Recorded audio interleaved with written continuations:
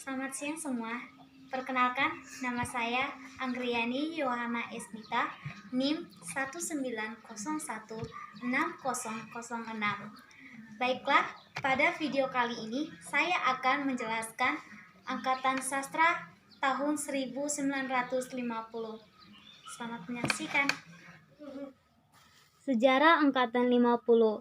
Slamet Muljono pernah menyebutkan bahwa sastrawan Angkatan 50 hanya pelanjut atau suksesor saja dari angkatan sebelumnya atau 45.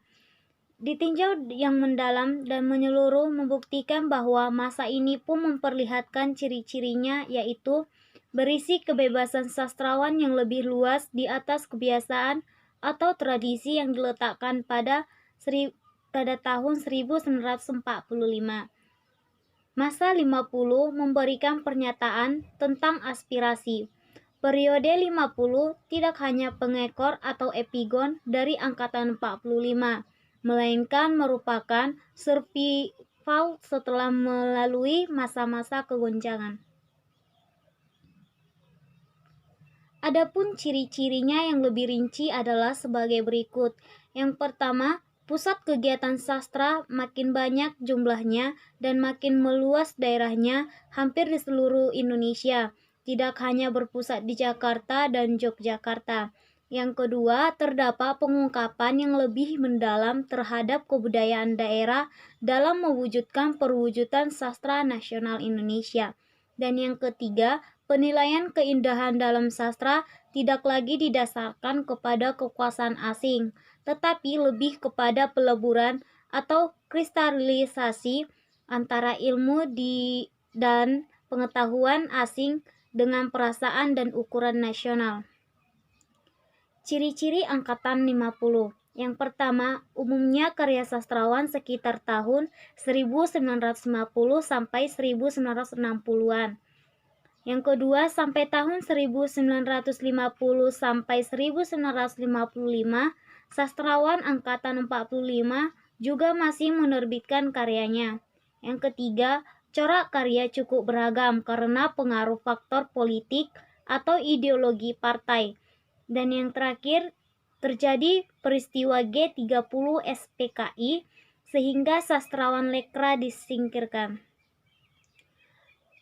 Adapun sastrawan Angkatan 50 yang pertama itu W.S. Rendra dengan nama lengkap Willy Brodus Surendra Rendra, lahir di Solo pada 7 November 1955. Karya sastra W.S. Rendra adalah Balada Orang-orang Tercinta 1957, yang kedua 4 atau Kumpulan Sajak 1961, ketiga Ia Sudah Bertualang tahun 1963.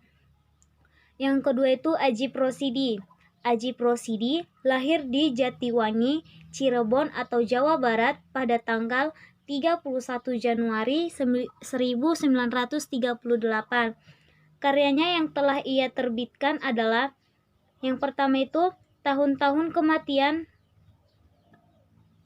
tahun 1955, yang kedua Pesta tahun 1956, yang ketiga Di Tengah Keluarga tahun 1956, dan yang keempat itu Sebuah Rumah Buat Hari Tua tahun 1968 dan karyanya yang lain. Yang ketiga Aan Nafis. Ali Akbar Nafis lahir di Padang Panjang 17 November 1924. Karya-karya Aan Nafis ini adalah yang pertama Robohnya Surau Kami tahun 1956, yang kedua Biang Lalang tahun 1963, yang ketiga Hujan Panas tahun 1963. Yang keempat Trisno Juwono. Trisno Juwono lahir di Yogyakarta pada tanggal 5 Desember 1929. Cerpen yang lainnya adalah yang pertama Angin Laut tahun 1958, yang kedua Di Medan Perang tahun 1962, dan yang ketiga Madu tahun 1962. Yang kelima, N.H. Dini. Nurhayati Srihardini lahir di Semarang 29 Februari 1936. Karya sastranya adalah yang pertama Dua Dunia tahun 1956, yang kedua Hati Jang Damai tahun 1961, dan sastrawan angkatan 50 lainnya.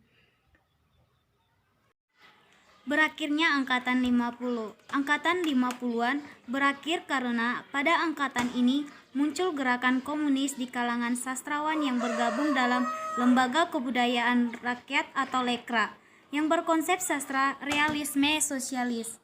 Timbullah perpecahan dan polemik yang berkepanjangan di antara kalangan sastrawan di Indonesia pada awal tahun 1960, menyebabkan mandeknya perkembangan sastra karena masuk ke dalam politik praktis, dan berakhir pada tahun 1965 dengan pecahnya G30S di Indonesia.